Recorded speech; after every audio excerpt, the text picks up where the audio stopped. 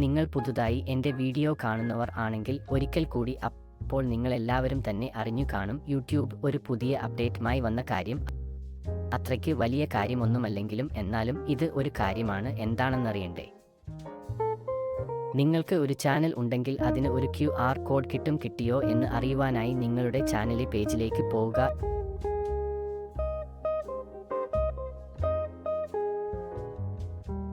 എന്നിട്ട് മുകളിൽ കാണുന്ന 3 ഡോട്ട്സ് ക്ലിക്ക് ചെയ്യുക.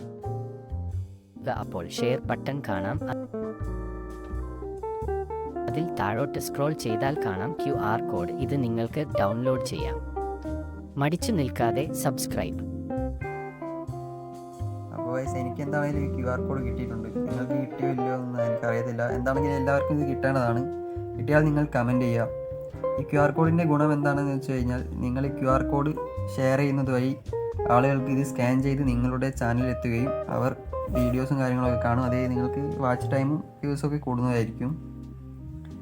അത്രയേ ഉള്ളൂ.